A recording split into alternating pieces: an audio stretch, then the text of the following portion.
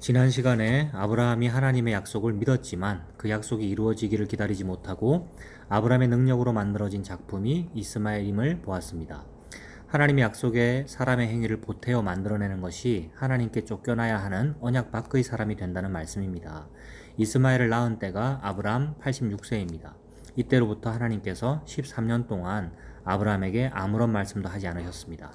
13년이 지난 뒤에 이스마엘은 13세, 아브라함이 99세 때에 하나님께서 아브라함에게 말씀하십니다. 창세기 17장 1절에서 5절입니다. 창세기 17장 1절에서 5절까지. 아브라함이 99세 때에 여호와께서 아브라함에게 나타나서 그에게 이르시되 나는 전능한 하나님이라. 너는 내 앞에서 행하여 완전하라. 내가 내 언약을 나와 너 사이에 두어 너를 크게 번성하게 하리라 하시니 아브라함이 엎드렸더니 하나님이 또 그에게 말씀하여 이르시되 보라 내 언약이 너와 함께 있으니 너는 여러 민족의 아버지가 될지라. 이제 후로는 네 이름을 아브람이라 하지 아니하고 아브라함이라 하리니 이는 내가 너를 여러 민족의 아버지가 되게 함이니라. 하나님께서 아브라함에게 내 앞에서 행하여 완전하라 라고 합니다. 이미 아브라함이 하나님 앞에 완전하지 못한 자로 드러났습니다. 그런데 어떻게 완전하라고 말씀하시는 것입니까? 바로 앞의 말씀을 보면 나는 전능한 하나님이다 라고 하시면서 완전하라고 하십니다. 전능하시다는 말씀은 하나님께서 자신의 언약을 신실하고 완벽하게 이루어내시는 일에 전능하시다는 말씀입니다. 그런데 우리는 전능하신 하나님을 말하기는 하지만 나의 필요를 채워주는 일에 전능하신 하나님으로 이용하려고 합니다.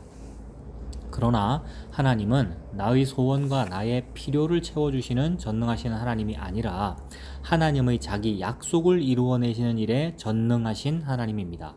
다시 한번 말씀드리지만 나의 만족과 유익을 채워주는 그런 전능하신 하나님이 아니라는 말입니다. 성경에서 전능하신 하나님은 하나님께서 창세전에 언약하신 내용들을 역사 속에서 이루어내시는 일에 전능하신 분이십니다. 그런데 사람들은 전능하신 하나님을 마치 알라딘의 램프나 도깨비 방망이처럼 생각합니다. 그렇게 생각한 전능하신 하나님께 온갖 충성과 정성을 다 바칩니다. 이런 모습이 바로 하나님을 빙자한 우상이라고 성경은 증거하고 있습니다. 그러면 하나님의 전능하심은 무엇을 말씀하시는 것입니까? 아브라함에게 나는 전능한 하나님이다 라고 하시면서 내 앞에 행하여 완전하라 라고 하신 것은 나의 언약을 내가 완벽하게 이루어내시겠다는 말씀을 하시는 것입니다. 그 증거로 2절과 3절을 봅니다. 내가 내 언약을 나와 너 사이에 두어 너로 크게 번성하게 하겠다고 하시면서 이제부터 너의 이름을 아브람이라고 하지 말고 아브라함이라고 하라고 하십니다. 아브라함은 많은 무리의 아버지라는 뜻입니다. 하나님께서 아브람을 많은 무리의 아버지로 삼으시는데 왜 아브람을 택하신 것입니까? 하나님의 약속은 하나님께서 친히 이루어내시는 것을 보여주시기 위하여 일부러 아이를 낳지 못하는 아브람과 사라를 택하신 것입니다. 아브라함은 생식 능력이 있었지만 사라는 처음부터 아이를 낳지 못하는 여자입니다. 이런 부부를 택하신 것도 하나님의 언약은 하나님 홀로 이루어내심을 보이시려고 하신 일입니다. 하나님의 언약은 사람의 도움으로 이루어지는 것이 아니라 하나님 홀로 이루어내심을 보이시려고 이런 사람을 택하신 것입니다. 그리고 사례도 이름을 사라라고 바꾸게 하시면서 내년 이맘때에 아들을 주실 것인데 그 이름을 이삭이라고 하라고 하십니다. 그러자 아브라함이 속으로 웃습니다. 내 나이가 100세이고 사례가 90세인데 어떻게 아들을 낳을 수 있느냐고 웃습니다. 이 말씀을 들은 사라도 장막 뒤에서 웃었습니다. 사라는 이미 생리가 끊어진 여인입니다. 그런데 하나님은 그런 인간의 불신을 배경으로 자기 언약을 이루어내시는 것입니다. 그러므로 하나님께서 아브라함에게 언약하신 내용은 아브라함의 믿음으로 이루어내시는 것이 아니라 아브라함의 불신에도 불구하고 이루어내시는 것이 하나님의 언약이라는 말씀입니다. 이 약속을 주시면서 아브라함에게 할례를 행하게 합니다. 할례는 단지 포경수술의 의미가 아니라 아브라함의 생식 능력이 아니라는 것을 상징적으로 보여주기 위한 겁니다. 아브라함의 생식 능력이 없다는 것을, 즉 잘렸다라는 뜻이죠. 우리의 육체적 능력이 잘렸다, 나는 죽었다, 나는 생명이 없는 사람이다, 생식 능력이 없다라는 것을 상징적으로 보여주는 것입니다. 그러므로 약속의 자녀는 하나님의 능력으로만 나온다는 것을 보여주는 것이 할례, 자르다라는 뜻이잖아요. 할례입니다. 이미 사라는 폐경의 여인입니다. 이런 부부에게 아이가 생긴다는 것은 누구나 웃을 일입니다. 아브라함과 사라가 둘 다 웃었다는 것은 하나님께서 하시는 말씀이 도무지 믿어지지 않았다는 말입니다. 그런데 아이를 낳을 것인데 그 이름을 이삭이라고 하라라고 하셨습니다. 드디어 다음 해에 아들을 낳았습니다. 100세에 얻은 아들이니 하루에 이름을 몇 번이나 불렀겠습니까?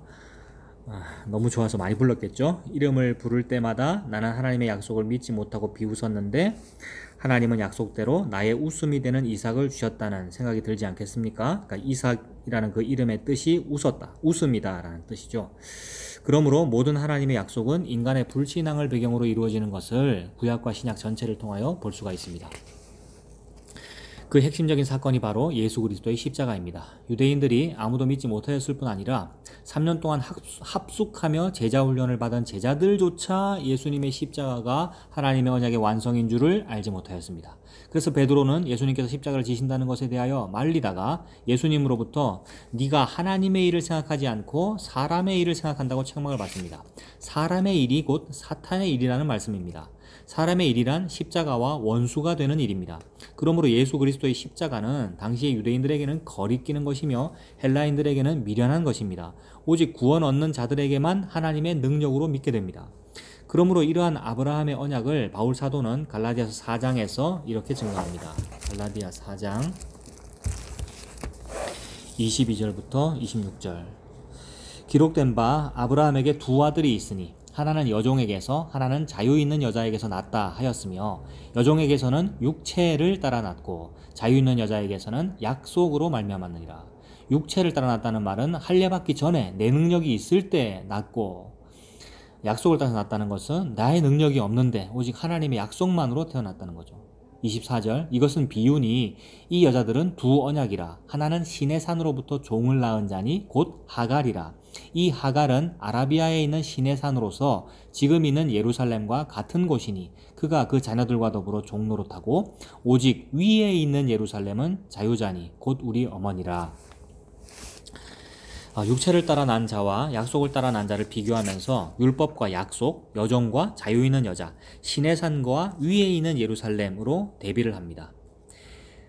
하나님의 약속을 사람의 행위로 만들어내는 것이 무엇인지 아주 분명하게 구별하고 있습니다. 이러함에도 불구하고 오늘날 믿음을 이야기하면서 하나님께서 자신의 약속을 이루어내시는 것을 믿으라고 하는 것이 아니라 사람의 가능성을 가지고 나는 할 수 있다. 나는 할 수 있다 라는 적극적인 사고방식을 마치 믿음인 양 말하는 사람들이 너무나 많습니다. 적극적인 사고방식, 긍정의 힘, 나는 할 수 있다 라는 이러한 자기 신념을 그걸 보고 성경이 말하는 믿음이다 라고 말하는 경우가 너무나 많단 말입니다.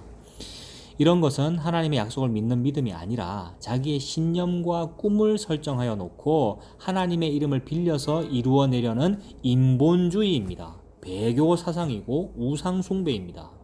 세상의 성공 신화와 다를 바 없는 이야기들을 하나님의 영광으로 포장하고 있는 번영의 신학입니다. 이런 것을 분별할 수 있어야 합니다. 지금까지의 말씀과 연결하여 이 말씀을 보겠습니다. 로마서 4장 17절입니다.